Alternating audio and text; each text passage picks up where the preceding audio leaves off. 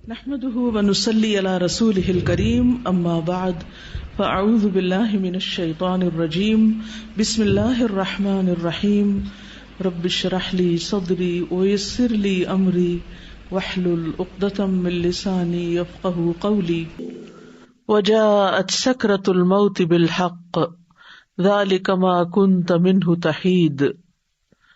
آ پہنچی موت کی سختی ساتھ حق کے، یہی ہے جس سے تو بھاگتا پھرتا تھا. موت اس دنیا میں انسان کی زندگی کے خاتمے کا نام ہے. دنیا میں جو بھی انسان آیا ہے اسے ایک دن واپس ضرور جانا ہے. یہ انسان کی زندگی کا سب سے بڑا حادثہ ہے، جس کے بعد اس دنیا سے اس کا تعلق منقطع ہو جاتا ہے اور ایک نئی زندگی جو برزخ کی زندگی کہلاتی ہے وہ شروع ہو جاتی ہے. قیامت کے زلزلے کے ساتھ ہی یہ زندگی بھی ختم ہو جائے گی. پھر ایک نیا دور شروع ہوگا جس کی کامیابی اور ناکامی کا انحصار انسان کے اپنے اعمال پر ہوگا. ہم میں سے کوئی نہیں جانتا کہ اس کی موت کب آئے گی، لیکن ہم سب اسی دن کی طرف دوڑ رہے ہیں. ایسی صورتحال میں اصل کرنے کا کام اس دن کی تیاری کرنا ہے، تاکہ اس کے بعد جب ہم مالک کائنات کے سامنے پیش ہوں تو کوئی شرمندگی نہ ہو. موت کے بعد انسان اکیلا رہ جاتا ہے. موت انسان کو ہر چیز سے جدا کر دیتی ہے. موت ہر انسان کا پیچھا کر رہی ہے، مگر انسان اسے ہی بھولے ہوئے ہے. ضرورت اس بات کی ہے کہ ہم اس آخری وقت کو روزانہ یاد کریں اور اس کی تیاری میں لگے رہیں. وجاءت سکرۃ الموت بالحق ذلک ما کنت منہ تحید. یہ سورۃ قاف کی آیت نمبر 19 ہے، جس میں انسان سے خطاب ہے کہ انسان خواہ کتنی بھی لمبی زندگی چاہے، لیکن ایک دن موت آ پہنچتی ہے. سکرات الموت، موت کی سختیاں، موت کی بے ہوشیاں موت کی حقیقت کو لے کر آ پہنچتی ہیں، اور یہی وہ بات ہے جس سے انسان بھاگتا ہے. موت کا ذکر نہیں سننا چاہتا، موت سے فرار حاصل کرنا چاہتا ہے، لیکن موت اس کو آ پکڑتی ہے. یہاں بنیادی طور پر جان کنی کے وقت انسان کی کیا حالت ہوگی اس کو بھی بیان کیا گیا ہے. وجاءت سکرۃ الموت بالحق، یعنی ہر انسان کے لیے موت کی سختی اور شدت اور اس کا چمٹنا اور اس کی تکلیف، یہ سب کچھ حق کے ساتھ مل کر آ چکا ہے، اور اس میں کوئی شک نہیں اور اس کے ساتھ کوئی جھوٹ نہیں ہے. سکرہ کیا چیز ہے؟ یہ وہ سختی ہے جو عقل کو ختم کر دیتی ہے. سکر کے بارے میں راغب الاصفہانی کہتے ہیں، یہ ایسی حالت ہوتی ہے جو انسان اور اس کی عقل کے درمیان حائل ہو جاتی ہے، یعنی انسان کی عقل ماری جاتی ہے. اور اکثر یہ چیز نشہ پیدا کرنے والے مشروب میں استعمال کی جاتی، یعنی انسان ہوش میں نہیں رہتا، جیسے کوئی ڈرنک ہو گیا ہو. سکر کو غصے کے معنی میں بھی استعمال کیا جاتا ہے. بس کہا جاتا ہے کہ غصے، عشق، تکلیف اور اونگ نے نشے میں ڈال دیا، یعنی انسان کی مت ماری گئی. اور سکرۃ الموت یہ وہ غشی ہے جو تکلیف سے پیدا ہوتی ہے. کہتے ہیں یہاں اس سے مراد موت کی سختیاں ہیں، یعنی موت کی سکرات مراد ہے، یعنی موت کی تکلیف سے غشی طاری ہو جاتی ہے، کیونکہ روح کا کھینچا جانا، موت کی شدت کا اترنا، روح کا روندے جانا شدید تکلیف کا ہونا ہے. اور یہ روندے جانا روح کا اور یہ تکلیف موت کے وقت نازل ہوتی ہے. موت کی یہ سختیاں ہر انسان کو بے ہوشی میں ڈال دیتی ہیں اور اس کی عقل ختم کر دیتی ہیں، انسان پر غالب آ جاتی ہیں. اور بالحق کا معنی ہے موت ایک حقیقت ہے جو حقیقت اس وقت سامنے آ گئی. ایک اور قول ہے کہ آخرت کا معاملہ برحق ہے، یہاں تک کہ وہ انسان کے لیے موت کے وقت واضح ہو جاتا ہے، اس کو اپنی آنکھوں سے دیکھ لیتا ہے. ایک اور قول یہ بھی ہے کہ وہ چیز حق ہے جس طرف انسان کا معاملہ لوٹ کر جاتا ہے، یعنی خوش نصیبی کی طرف یا بدبختی کی طرف. تو بہرحال موت کی سختی برحق ہے. انسان جب تک زندہ ہوتا ہے اس کے اقوال، اس کے افعال لکھے چلے جاتے ہیں تاکہ ان پر اس کا محاسبہ کیا جا سکے. پھر اس کو موت آ جاتی ہے.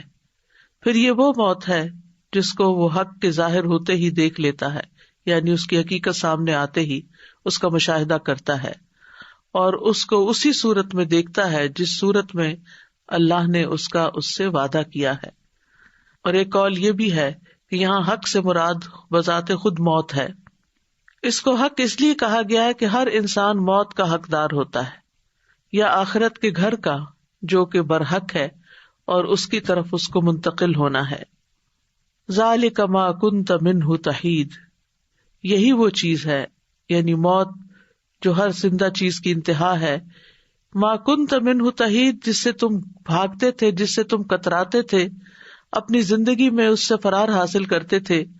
یعنی کوئی بھی چیز جس سے یہ انسان کو احساس ہونے لگے کہ اس کو کھانے سے موت آ سکتی ہے یا اس بیماری سے موت آ سکتی، تو انسان اس سے بھاگ جاتا ہے، اس کے قریب نہیں پھٹکتا. انسان کو اپنی جان بہت پیاری ہوتی ہے اور ہر اس چیز سے انسان بھاگتا ہے جس سے موت کا اس کو اندیشہ ہو. تو یہی بات یہاں کہی گئی کہ یہی وہ چیز ہے جس کو پیش تو آنا تھا لیکن تم اس سے بھاگتے رہے. جب کوئی بندہ کسی چیز سے ایک جانب ہو کر دور چلا جاتا ہے تو اس وقت کہا جاتا ہے حاد فلان عن الشیء یحیدہ حیدۃ. تو بہرحال انسان جب موت دیکھتا ہے تو پھر نہ بھاگ سکتا ہے، نہ کوئی مدد دے سکتا ہے، نہ اس سے خلاصی ممکن ہے. ابن عباس اس کا معنی یہ کرتے ہیں کہ یہی وہ چیز ہے جس کو تو ناپسند کرتا تھا. ہم میں سے ہر شخص موت کو ناپسند کرتا ہے اور اس کا سامنا نہیں کرنا چاہتا، لیکن موت تو ایک حقیقت ہے، ہر جان نے مرنا ہے. اللہ سبحانہ وتعالیٰ فرماتے ہیں کل نفس ذائقۃ الموت ثم الینا ترجعون، ہر جان موت کو چکھنے والی ہے، پھر تم ہماری ہی طرف لوٹائے جاؤ گے. موت کا فرشتہ مقرر کر دیا گیا ہے.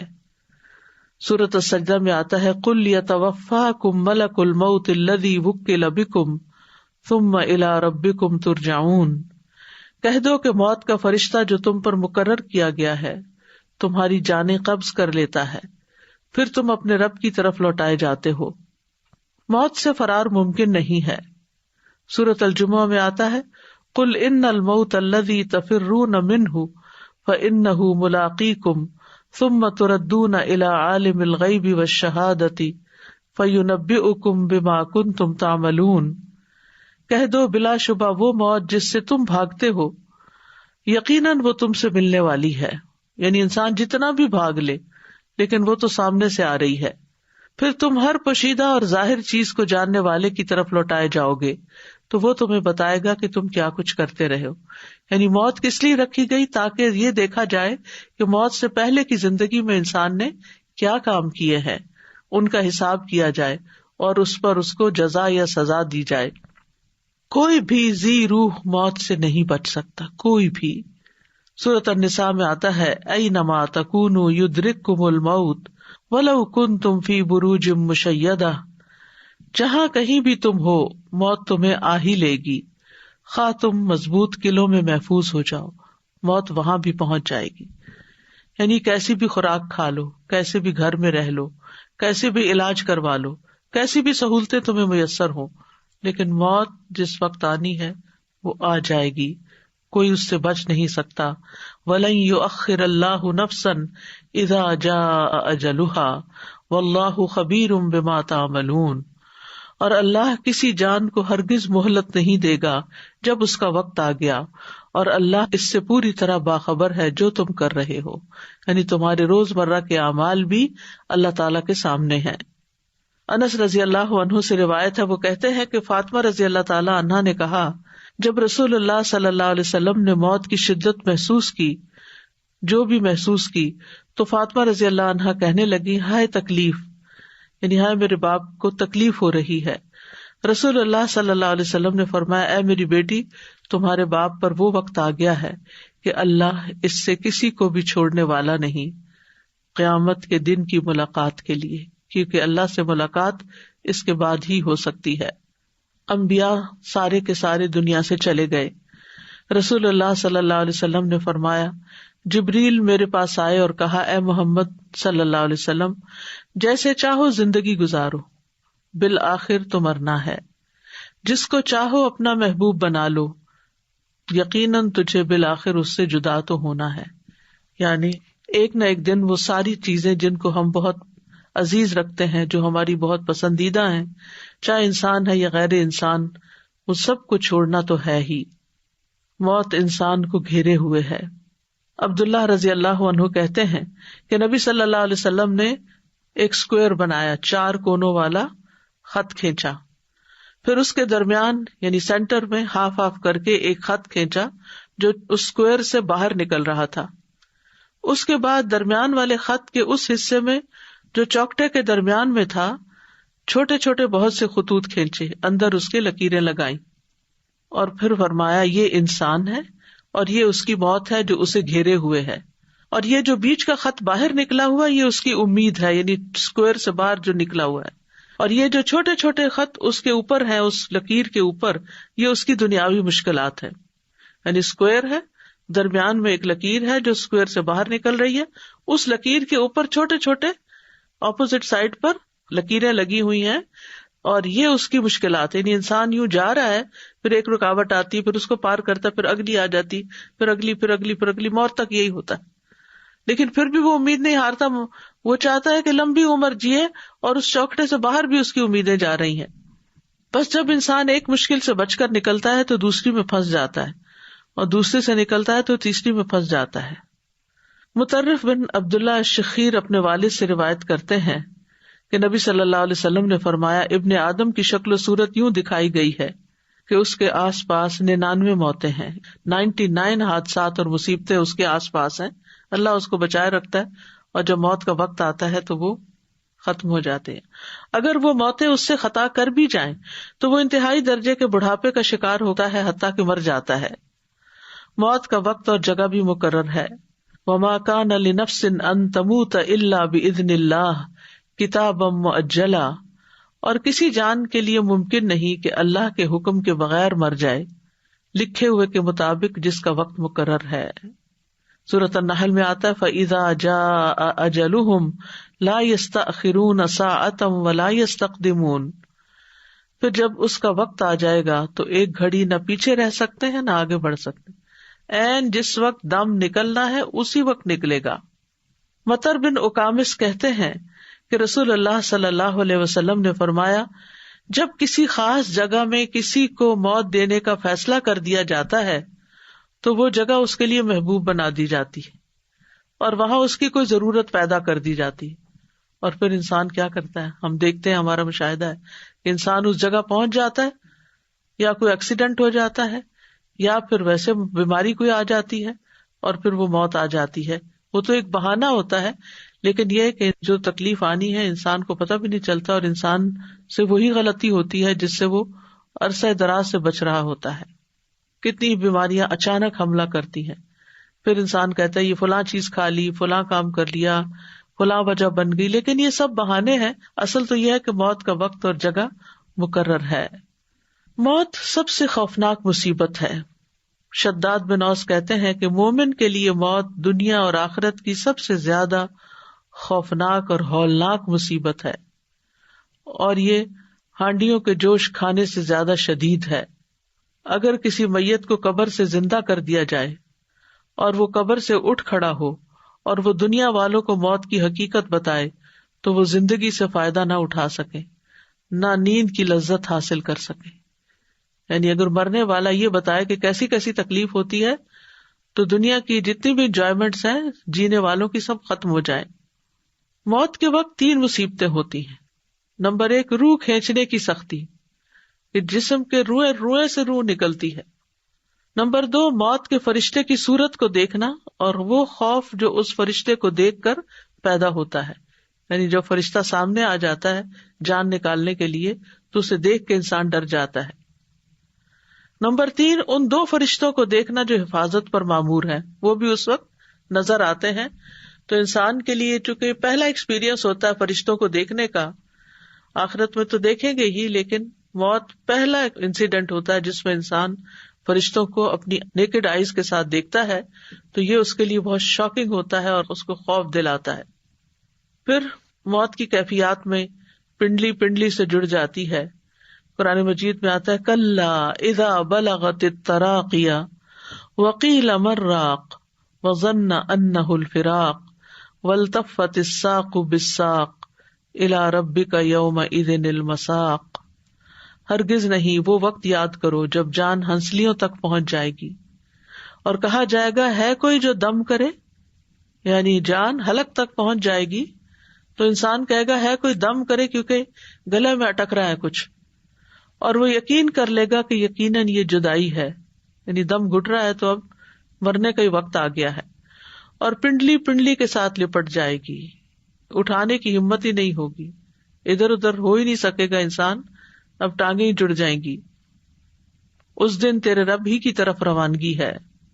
جان پاؤں سے نکلنا شروع ہوتی ہے، پھر آہستہ آہستہ پنڈلیوں میں آتی ہے، پھر گھٹنوں میں، پھر پیٹ میں، اس طرح ہاتھوں سے، بازوؤں اور پاؤں اور بازوؤں دونوں کی طرف سے، ہاتھوں کی طرف سے، بالآخر اس کے گلے میں آ کے اٹک جاتی ہے اور پھر وہاں سے ایک دم نکل جاتی ہے۔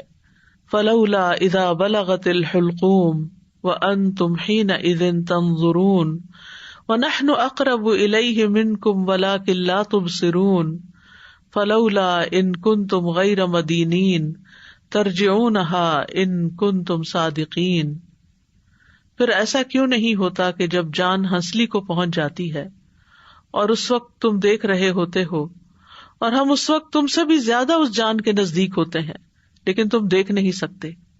پھر اگر تم کسی کے محکوم نہیں، یعنی کسی کا تم پہ حکم نہیں چلتا، تم اپنی مرضی کے خود ہی مالک ہو، اگر تم اپنی بات میں سچے ہو تو اس جان کو لوٹا کیوں نہیں لیتے؟ یعنی اگر تمہاری قابلیت اتنی زیادہ ہے اور اپنے آپ کو بڑی چیز سمجھتے ہو تو پھر اپنی روح کو واپس لے آؤ، دوبارہ زندہ ہو جاؤ، لیکن یہ تمہارے بس کی بات نہیں۔ پھر یہ بھی یاد رہے کہ موت کے وقت فرشتے آتے ہیں جان نکالنے کے لیے۔ جان ایسے نہیں کہ اڑ کے کہیں چلی جاتی روح ہماری، بلکہ باقاعدہ فرشتے اس کو وصول کرتے ہیں۔ قرآن مجید میں آتا ہے، کاش تم دیکھتے ظالم لوگ موت کی سختیوں میں جب ہوتے ہیں اور فرشتے اپنے ہاتھ پھیلائے ہوئے ہوتے ہیں، کہتے ہیں نکالو اپنی جانیں، آج تمہیں ذلت کا عذاب دیا جائے گا اس کے بدلے جو تم اللہ پر ناحق باتیں کہتے تھے اور تم اس کی آیات سے تکبر کرتے تھے۔ پھر اسی طرح یہ ہے کہ کسی کی بھی موت کی خبر سنتے ہیں تو انسان گھبرا اٹھتا ہے، اس کا دل چھوٹا ہوتا ہے، لیکن انسان اس سے بچ نہیں سکتا۔ موت کا وقت ایک تکلیف کا وقت ہے۔ شداد بن اوس کہتے ہیں کہ موت دنیا اور آخرت میں مومنوں پر بہت ہولناک مصیبت ہے۔ موت آریوں کے چیرنے سے بھی زیادہ سخت ہے، کہ جیسے کسی کا جسم کاٹا جا رہا ہو، کینچیوں کے کاٹنے سے بھی زیادہ شدید ہے، ہانڈیوں میں کسی چیز کے جوش کھانے سے بھی زیادہ سخت ہے۔ اگر کسی آدمی کو دوبارہ زندہ کیا جائے پھر وہ دنیا والوں کو موت کی تکلیف کے بارے میں بتا دے تو لوگ اپنی زندگیوں سے فائدہ نہ اٹھا سکیں اور نہ نیند کی لذت حاصل کر سکیں۔ ابن سعد نے عوانہ بن حکم سے روایت کرتے ہوئے اپنی کتاب میں بیان کیا ہے، وہ کہتے ہیں کہ عمرو بن العاص کہا کرتے تھے کہ مجھے تعجب ہے اس شخص پر جس پر موت نازل ہو جائے اور اس کی عقل بھی کام کر رہی ہو تو وہ اس کو بیان کیوں نہیں کرتا۔ پھر جب ان پر موت واقع ہوئی تو ان کے بیٹے عبداللہ نے کہا، ابا جان آپ کہا کرتے تھے تعجب ہے اس آدمی پر جس پر موت نازل ہو اور اس کی عقل بھی کام کر رہی ہو تو وہ موت کی حقیقت کیوں نہیں بتاتا؟ بس آپ ہمارے لیے موت کی حقیقت کو بتائیے۔ انہوں نے کہا، اے بیٹے موت اس سے بڑی ہے کہ اس کو بیان کیا جائے، لیکن میں موت کا کچھ حال بیان کرتا ہوں۔ مجھے ایسے لگ رہا ہے کہ میری گردن پر رضوا پہاڑ رکھا ہوا ہے، مجھے ایسے لگ رہا ہے کہ میرے پیٹ میں کانٹے ہیں، اور مجھے ایسے لگ رہا ہے گویا کہ میری روح سوئی کے سوراخ سے نکل رہی ہے، یعنی اتنی تھوڑی تھوڑی کر کے باہر نکل رہی ہے۔ بہرحال ہر انسان کو موت کی سختی لاحق ہوتی ہے، لیکن ہر انسان کی موت کی شدت اور موت کی سختی کے ہلکا ہونے میں فرق ہوتا ہے، اور اکثر ایسا ہوتا ہے کہ مومنوں پہ یہ سختیاں ہلکی ہوتی ہیں، کافروں پر شدید ہوتی ہیں۔ انبیاء کے لیے موت کی سختیوں کو بڑھا دیا جاتا ہے تاکہ ان کے لیے ان کا اجر بڑھایا جا سکے۔ پرہیزگاروں اور بدبختوں اور نیک اور برے آدمی کے درمیان موت کے وقت فرق ہوتا ہے۔ ہم کہتے کہ یہ دونوں برابر نہیں ہیں، کافر اور فاجر اور موت کی سختی بہت زیادہ جھیلتے ہیں جبکہ مومن پہ اتنی سختی نہیں ہوتی۔ تو روح نکلنے کے ساتھ ساتھ اس کی رگیں اور اعصاب ٹکڑے ٹکڑے ہوتے رہتے ہیں۔ تو یہ ایک چیز ہے، اور دوسری چیز یہ کہ کافر و فاجر کی موت کی سختیاں آزمائش اور ناراضگی اور شدت اور عذاب اور عبرت ہیں، اور جہاں تک مومن پرہیزگار کا تعلق ہے تو یہ اللہ کا عطیہ اور نعمت اور رحمت ہے کہ اس سختی کی وجہ سے گناہ مٹا دیے جاتے ہیں یا اس کے درجات بلند کر دیے جاتے ہیں۔ مومن کو تو ایک کانٹا بھی چبھے تو اس کے گناہ معاف ہوتے ہیں. ذکوان کہتے ہیں کہ حضرت عائشہ کہا کرتی تھی وفات کے وقت رسول اللہ صلی اللہ علیہ وسلم کے سامنے ایک بڑا پیالہ تھا یا چمڑے کی تھیلی تھی جس میں پانی تھا. آپ اپنے دونوں ہاتھ اس برتن میں ڈالتے اور پھر اپنے ہاتھوں کو اپنے چہرے پر ملتے اور فرماتے لا الہ الا اللہ، یقیناً موت میں سختی ہوتی ہے. پھر اپنا ہاتھ اٹھا کر فرمانے لگے پھر رفیق الاعلی، یہاں تک کہ آپ کی روح قبض کر لی گئی اور آپ کا ہاتھ جھک گیا. موت کی شدت کو برا نہیں سمجھنا چاہیے. نہیں، اگر آپ دیکھیں کہ کوئی مریض ہے، بہت وقت لگ گیا ہے اس کو اس اسٹرگل میں، تو اس کو برا نہ سمجھے کہ ضرور یہ کوئی برا آدمی ہوگا تو اس وجہ سے اس کے ساتھ یہ ہو رہا ہے. حضرت عائشہ کہتی ہیں کہ نبی صلی اللہ علیہ وسلم کی وفات ہوئی تو آپ میری ہنسلی اور ٹھوڑی کے درمیان سر رکھے ہوئے تھے. جب سے میں نے نبی صلی اللہ علیہ وسلم پر موت کی سختی دیکھی ہے، اس کے بعد میں موت کی سختی کو کسی کے لیے برا نہیں سمجھتی. یعنی آپ تو سب سے زیادہ نیک انسان تھے لیکن موت کی تکلیف سے گزرے، تو اگر کسی اور پر بھی یہ تکلیف آتی ہے تو اس کا یہ مطلب نہیں کہ ضرور وہ کوئی برا آدمی ہے تو اس لیے اس کو زیادہ تکلیف آ رہی ہے. اب سوال یہ پیدا ہوتا ہے کہ موت کی سختی کا سبب کیا ہے، یعنی اتنی شدید کیوں ہے. ابن حجر کہتے ہیں کہ موت کی سختی مرتبے کے کم ہونے پہ دلالت نہیں کرتی، بلکہ وہ مومن کے لیے یا تو اس کی نیکیوں میں اضافہ کرتی ہے یا اس کے گناہوں کا کفارہ ہوتی ہے، اور انسان جب اللہ کے پاس پہنچتا ہے تو بالکل صاف ستھرا ہو کر. زید بن اسلم اپنے والد سے روایت کرتے ہوئے کہتے ہیں کہ جب مومن کے درجات میں سے کچھ باقی رہ جاتا ہے، یعنی اس نے ان درجوں تک پہنچنا ہے، اللہ نے بڑا ہائی رینک اس کے لیے لکھا ہے، اور وہ اپنے عمل کے ذریعے جنت کے اس درجے تک نہیں پہنچ پاتا تو اس پر موت کی سختی کو بڑھا دیا جاتا ہے تاکہ وہ موت کی سختیوں اور اس کی مصیبت کی وجہ سے جنت کے اس درجے تک پہنچ جائے. مومن کی موت کا منظر کچھ ایسا ہے کہ اللہ تعالیٰ مومن کو موت کی تکلیف دینا پسند نہیں کرتا. رسول اللہ صلی اللہ علیہ وسلم نے فرمایا بے شک اللہ تعالیٰ فرماتا ہے میں جو کام کرنا چاہتا ہوں اس میں مجھے اتنا تردد نہیں ہوتا جتنا کہ مجھے اپنے مومن بندے کی جان نکالنے میں ہوتا ہے. وہ موت کو تکلیف کی وجہ سے ناپسند کرتا ہے اور میں بھی اسے تکلیف دینا ناپسند کرتا ہوں. مومن موت کے وقت اللہ سے ملاقات کو پسند کرتا ہے، یعنی اللہ سے ناراض نہیں ہوتا. شریح بن ہانی کہتے ہیں میں عائشہ رضی اللہ عنہا کی خدمت میں حاضر ہوا تو میں نے عرض کیا اے ام المومنین، میں نے ابو ہریرہ سے سنا وہ رسول اللہ صلی اللہ علیہ وسلم سے حدیث روایت کرتے ہیں اگر واقعتاً ایسا ہی ہے تو ہم تو ہلاک ہو جائیں گے. تو انہوں نے کہا جو رسول اللہ صلی اللہ علیہ وسلم کے قول سے ہلاک ہو گیا وہ واقعتاً ہلاک ہونے والا ہے. وہ حدیث کیا ہے؟ انہوں نے کہا کہ رسول اللہ صلی اللہ علیہ وسلم نے فرمایا جو اللہ کی ملاقات کو پسند کرے اللہ بھی اس سے ملاقات کرنے کو پسند کرتا ہے، اور جو اللہ کی ملاقات کو ناپسند کرے اللہ بھی اس سے ملاقات کو ناپسند کرتا ہے، حالانکہ ہم میں سے ہر ایک موت کو ناپسند کرتا ہے. تو عائشہ رضی اللہ تعالیٰ عنہا نے کہا کہ رسول اللہ صلی اللہ علیہ وسلم نے اسی طرح فرمایا تھا، لیکن اس کا مطلب وہ نہیں جس کی طرف تم چلے گئے ہو، بلکہ جب آنکھ پھٹ جاتی ہے، سینے میں گڑگڑاہٹ پیدا ہو جاتی ہے، رونگٹے کھڑے ہو جاتے ہیں، انگلیاں اکڑ جاتی ہیں، بس اس موقع پر جو اللہ سے ملاقات کرنے کو پسند کرے اللہ بھی اس سے ملاقات کرنے کو پسند کرتا ہے، اور جو اللہ سے ملاقات کرنے کو ناپسند کرے اللہ بھی اس سے ملاقات کرنے کو ناپسند کرتا ہے.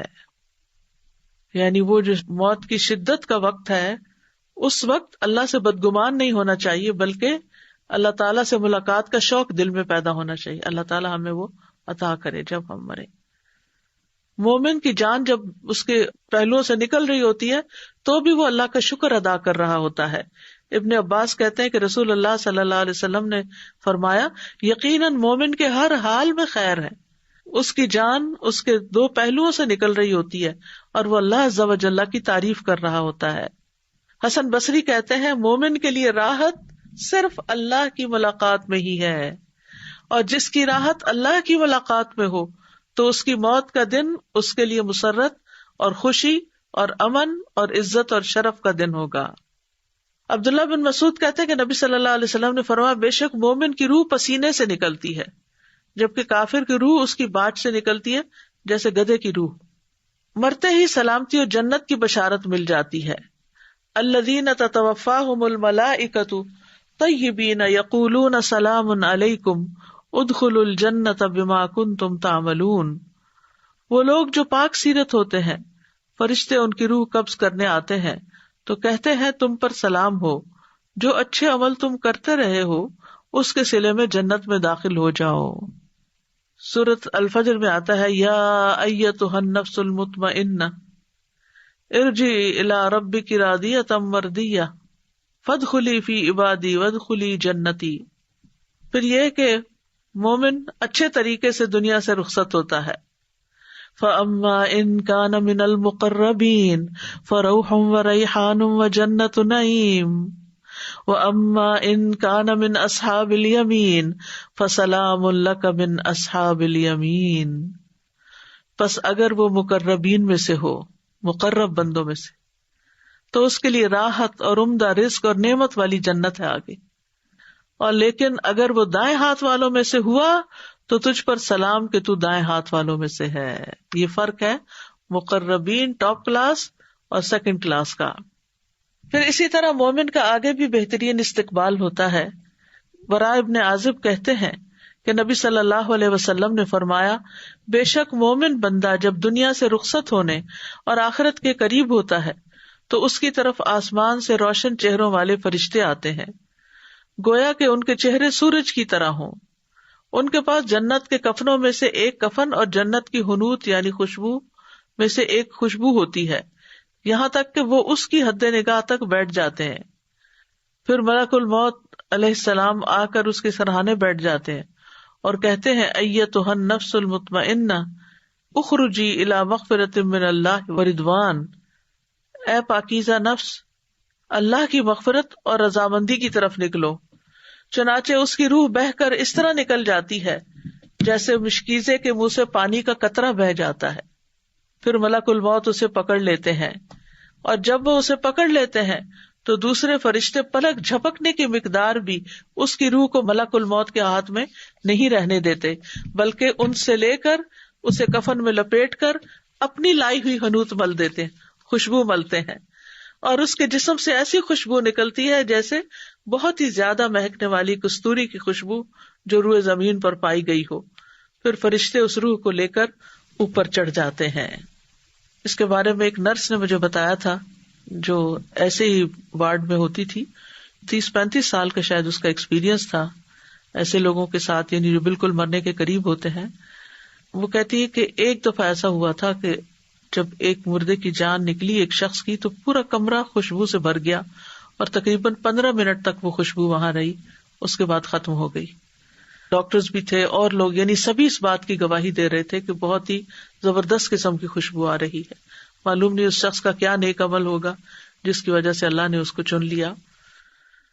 پھر آسمان کا سفر ہوتا ہے، یعنی جب فرشتے اپنا کفن لے کر آتے ہیں، روح نکال کے کفن میں لپیٹ کے اوپر چلے جاتے ہیں.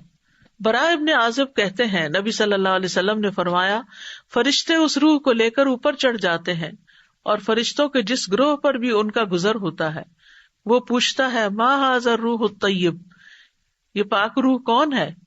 وہ جواب میں کہتے ہیں فلاں بن فلاں، اس کا بہترین نام بتاتے ہیں جس سے دنیا میں لوگ اسے پکارتے تھے، حتیٰ کہ وہ اسے لے کر آسمان دنیا تک پہنچ جاتے ہیں.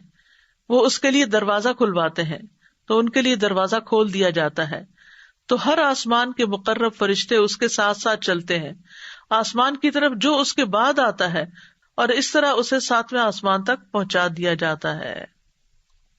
آسمان والے نیک روح کو مسلسل مرحبا کہتے ہیں، ویلکم ویلکم. ابو ہریرہ سے مروی ہے کہ نبی صلی اللہ علیہ وسلم نے فرمایا، فرشتے مومن کی روح کو آسمان کی طرف چڑھا لے جاتے ہیں، پھر اس کے لیے آسمان کا دروازہ کھلتا ہے. پوچھا جاتا ہے یہ کون ہے؟ کہا جاتا ہے فلاں شخص ہے. وہ کہتے ہیں پاک نفس کو جو پاک بدن میں تھی، داخل ہو جاؤ اے قابل تعریف، اور خوش ہو جاؤ اللہ کی رحمت اور خوشبو سے اور اس رب سے جو تجھ پر ناراض نہیں. بلا شبہ برابر اسے یہی کہا جاتا ہے یہاں تک کہ روح آسمان تک پہنچ جاتی ہے جہاں اللہ عز و جل ہے. کیا مقام ہے، کیا درجہ ہے. پھر جسم جو ہوتا ہے وہ قبر میں دفنا دیا جاتا ہے. روح کو آسمان سے پھر حساب کتاب کے لیے دوبارہ قبر تک لایا جاتا ہے. ایک دفعہ وہاں پہنچ کے پھر وہ زمین پر آتی ہے. براء ابن عازب کہتے ہیں نبی صلی اللہ علیہ وسلم نے فرمایا جب روح کو 7ویں آسمان تک لے جایا جاتا ہے تو اللہ عز و جل فرماتا ہے میرے بندے کا نام اعمال علیین میں لکھ دو اور اسے واپس زمین کی طرف لے جاؤ، کیونکہ میں نے اپنے بندوں کو زمین کی مٹی سے پیدا کیا، اسی میں لوٹاؤں گا اور اسی سے دوبارہ نکالوں گا. چنانچہ اس کی روح جسم میں واپس لوٹا دی جاتی ہے. ہاں، شہید کی روح جو ہے وہ جنت کے باغوں میں کھاتی پیتی رہتی ہے. مومن میت کا جلد قبر کی طرف جانے کی خواہش کرنا. ابو سعید خدری کہتے ہیں کہ نبی صلی اللہ علیہ وسلم فرمایا کرتے تھے کہ جب جنازہ رکھا جاتا ہے پھر لوگ اسے کاندھوں پر اٹھاتے ہیں، اس وقت اگر مرنے والا نیک ہوتا ہے تو کہتا ہے قدمونی قدمونی، مجھے جلدی لے چلو، مجھے جلدی لے چلو، یعنی مجھے میرے انجام تک پہنچاؤ. دفنائے جانے کے بعد بھی باہر والوں کے قدموں کی چاپ سنتی ہے میت. انس رضی اللہ عنہ سے روایت ہے کہ نبی صلی اللہ علیہ وسلم نے فرمایا آدمی جب قبر میں رکھا جاتا ہے اور دفن کر کے اس کے ساتھی پیٹھ موڑ کر رخصت ہوتے ہیں تو وہ ان کے جوتوں کی آواز بھی سنتا ہے، کیونکہ بائی دیٹ ٹائم روح واپس آ چکی ہوتی ہے. قبر کی زندگی، قبر آخرت کی منزلوں میں سے سب سے پہلی منزل ہے. حضرت عثمان سے روایت ہے کہ رسول اللہ صلی اللہ علیہ وسلم نے فرمایا قبر آخرت کی پہلی منزل ہے، اگر وہاں نجات مل گئی تو اس کے بعد سارے مراحل آسان ہو جائیں گی، اور اگر وہاں نجات نہ ملی تو اس کے بعد سارے مراحل دشوار ہو جائیں گے. اور رسول اللہ صلی اللہ علیہ وسلم نے فرمایا اللہ کی قسم میں نے جتنے منظر دیکھے ہیں قبر کا منظر ان میں سب سے زیادہ ہولناک ہے. پھر قبر کے اندر سوال کیے جاتے ہیں. مرنے والا کہتا ہے مجھے چھوڑ دو، میں نماز پڑھ لوں. وہ کہتے ہیں کہ یقیناً تم ایسا کرو گے، پہلے ہمیں اس کے بارے میں خبر دو جس کے بارے میں ہم تم سے سوال کر رہے ہیں. ٹھہر جاؤ، تم جاؤ گے لیکن پہلے ہمارے سوالوں کا جواب دو. قبر کے سوال مومن کے لیے تو آسان ہے، لیکن غیر مومن کے لیے وہ سوال بہت مشکل ہے.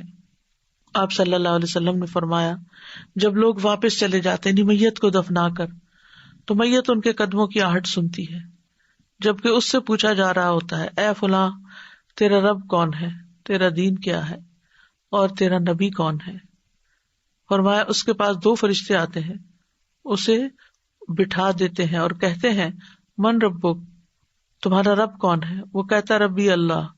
پھر پوچھتے ہیں ما دینک، تمہارا دین کیا ہے؟ وہ کہتا ہے دین الاسلام، میرا دین اسلام ہے. وہ پوچھتے ہیں ما ھذا الرجل الذی بعث فیکم، یہ کون آدمی ہے جو تمہیں مبعوث کیا گیا تھا؟ وہ کہتا ہے ہوا رسول اللہ صلی اللہ علیہ وسلم، وہ اللہ کے رسول ہیں. پھر وہ کہتے ہیں وما یدریک، تجھے یہ باتیں کہاں سے پتہ چلی؟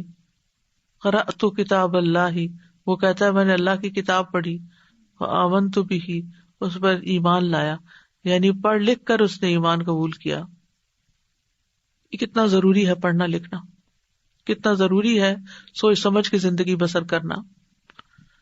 یہی سوال جواب اللہ کے اس فرمان کے مصداق ہیں یثبت اللہ الذین آمنوا، اللہ ایمان والوں کو ثابت قدمی عطا کرے گا.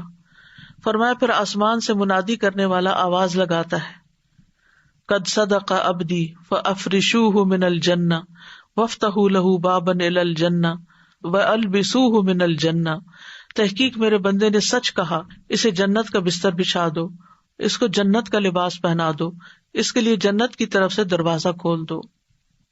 قبر میں نیک اعمال مومن کی حفاظت کرتے ہیں. ابو ہریرہ کہتے ہیں کہ نبی صلی اللہ علیہ وسلم نے فرمایا میت کو جب اس کی قبر میں رکھ دیا جاتا ہے تو وہ ان کے پلٹ جانے کے وقت ان کی جوتوں کی آواز سنتے ہیں.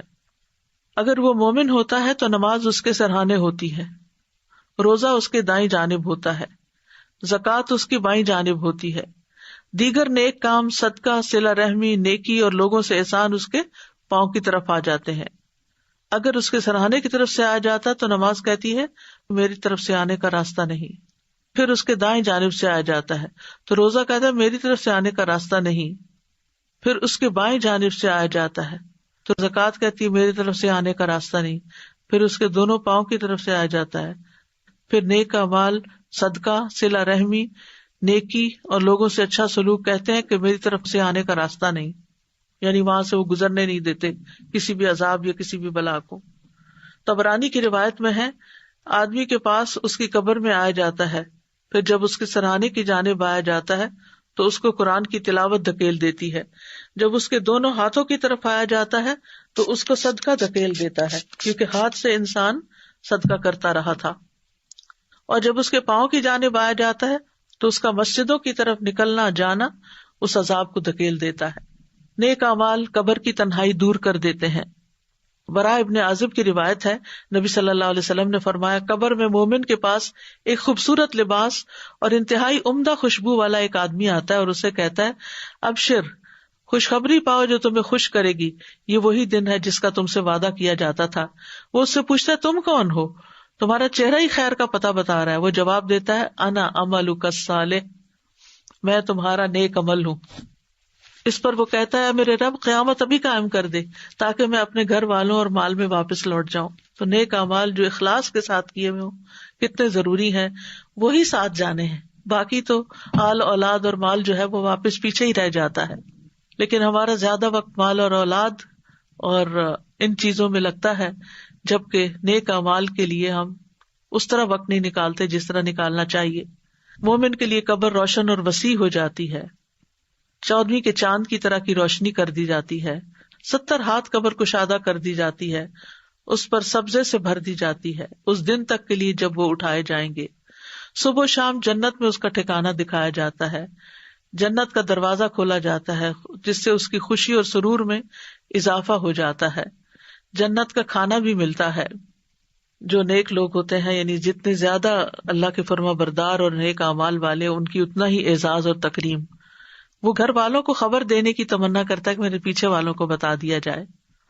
مومن کو سکون کی نیند سے سلا دیا جاتا ہے. لیکن غیر مومن کی موت کا منظر بہت ہی ہولناک ہے. مرتے وقت اس کی سزائیں کیا ہوتی ہیں. اگر وہ جھٹلانے والے گمراہوں میں سے ہو تو کھولتا ہوا پانی اس کی مہمانی ہوگی اور وہ دوزخ میں دھکیل دیا جائے گا. یہ سورۃ الواقعہ میں آتا ہے. فرشتے جو آتے ہیں ان لوگوں کے پاس جو اپنی جانوں پر ظلم کرتے ہیں تو وہ ہتھیار ڈال دیتے ہیں، کہتے ہیں ہم تو برے کام نہیں کر رہے تھے. فرشتے کہتے ہیں کیوں نہیں، جو کچھ تم کر رہے تھے اللہ یقیناً اسے خوب جانتا ہے. اب جہنم کے دروازوں میں داخل ہو جاؤ، تم ہمیشہ یہاں رہو گے. غرض تکبر کرنے والوں کا انجام بہت برا ہے. یہ سورۃ النحل کی آیتوں کا ترجمہ تھا. الانفال میں آتا ہے کاش آپ اس وقت دیکھتے جب فرشتے ان مقتول کافروں کی روحیں قبض کر رہے تھے تو ان کے چہرے اور ان کی پشتوں پر ضربے لگا رہے تھے، مار رہے تھے ان کو، کہہ رہے تھے اب جلانے والے عذاب کا مزہ چکھو. کافر کی روح لینے کے لیے سیاہ چہروں والے فرشتے اترتے ہیں جن کے پاس ٹارٹ ہوتے ہیں، اور پھر وہ جب جان نکالنے لگتے ہیں تو روح دوڑنے لگتی ہے اندر. ملک الموت اسے اس طرح کھینچتے ہیں جیسے گیلی اون سے سیخ کھینچی جاتی ہے. پھر اس کو پکڑ لیتے ہیں اور ایک لمحے کے لیے بھی اس کو نہیں چھوڑتے اور اس ٹارٹ میں لپیٹ کے لے جاتے ہیں. کافر اللہ کی ملاقات کو پسند نہیں کرتا. مسلسل عذاب ہی کی خبر اس کو ملتی رہتی ہے. خبیث روح سے انتہائی بدبو اٹھتی ہے. آسمان کے دروازے اس کے لیے نہیں کھولے جاتے. آسمان سے سجین میں گرا دیا جاتا ہے. فرشتوں کے جس گروہ کے پاس سے گزر ہوتا ہے وہی گروہ کہتا ہے ما ھذا الروح الخبیث، یہ خبیث روح کس کی ہے؟ تو فرشتے اس کو جو اٹھائے ہوئے ہوتے ہیں اس کا بدترین نام بتاتے ہیں جو دنیا میں اس کا کوئی لیتا ہوگا. پھر اگر مرنے والا نیک نہیں ہوتا تو قبر میں جانے کی تمنا نہیں کرتا. وہ کہتا ہے ہائے میری بربادی، تم مجھے کہاں لے جا رہے ہو. قبر میں سوال جواب کے وقت خوف کی حالت میں اٹھتا ہے اور پھر ہاں لا ادری کہہ کے جواب دیتا ہے. اس کے جواب کی تکذیب کرنے سے جہنم سے لباس اور بستر آتا ہے. اس کے جواب پر آسمان سے ایک منادی آواز لگاتا ہے کہ اس نے جھوٹ بولا، اس کے لیے آگ کا بستر بچھا دو، اس کو آگ کا لباس پہنا دو. اس کے اعمال انتہائی کبھی شکل میں آ جاتے ہیں، بدصورت آدمی کی شکل میں گندے کپڑے پہن کر جس سے بدبو آ رہی ہوتی ہے. تو پوچھتے تو کون ہے؟ تیرے چہرے سے شر کی خبر معلوم ہوتی ہے. وہ جواب دیتا میں تیرا گندا عمل ہوں. وہ کہتا ہے میرے رب قیامت کو قائم نہ کر. پھر قبر میں انتہائی ہیبت ناک ساتھی ہوتا ہے، یعنی خبیث عمل جو ہے وہ اس کے لیے مسلسل تکلیف کا باعث ہوتا ہے. پھر وہاں اندھا بہرا فرشتہ مقرر کر دیا جاتا ہے جس کے پاس لوہے کا ایک گرز ہوتا ہے. اگر وہ پہاڑ پر دے مارے تو ریزہ ریزہ ہو جائے. اس کو معیشت دن کا سامنا کرنا پڑتا ہے. پھر قبر میں کوئی عمل موجود نہیں ہوتا.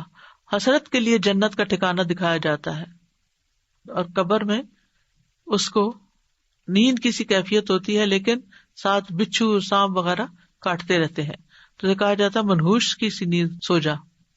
پھر موت جو ہے وہ خاتمے کا نام ہے، اور اچھا خاتمہ صرف یہ نہیں کہ انسان اس حال میں مرے جب انسان مسجد میں ہو یا جائے نماز پہ ہو یا قرآن سامنے ہو. نبی صلی اللہ علیہ وسلم اپنے بستر پر فوت ہوئے، ابو بکر اپنے بستر پر فوت ہوئے. اچھا خاتمہ انسان کا یہ ہے کہ انسان کتاب و سنت پر ہو، تمام چیزوں پر ایمان رکھے جو ایمان لانے والی ہیں، اور ہر اس چیز سے بچے جس سے بچنا ضروری ہے. ہم انسان ہیں، کمزور ہیں، ہم سے غلطیاں ہو جاتی ہیں، لیکن بار بار پلٹ آنا چاہیے تاکہ ہمیں موت سے پہلے اطاعت کی توفیق مل جائے. حسن خاتمہ اصل میں کیا ہے؟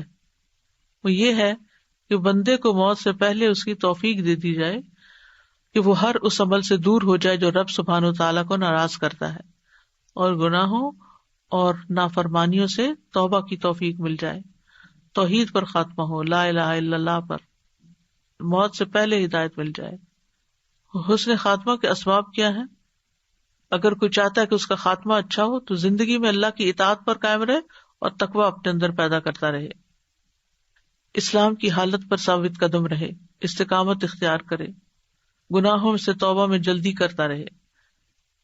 گڑ گڑا کر حسن خاتمہ کی دعائیں ہم سب کو کرنی چاہیے، اور خصوصاً ہم اس آخری عشرے میں اپنی دعا میں یہ بات ضرور یاد رکھیں. ظاہر اور باطن میں اپنی اصلاح کی کوشش کرتے رہنا چاہیے. قرآن سے تعلق مضبوط کر لینا چاہیے، اللہ سے حسن ظن رکھنا چاہیے، کثرت سے اللہ کا ذکر کرنا چاہیے. برا خاتمہ کیا ہے؟ برا خاتمہ 2 درجوں پر ہے.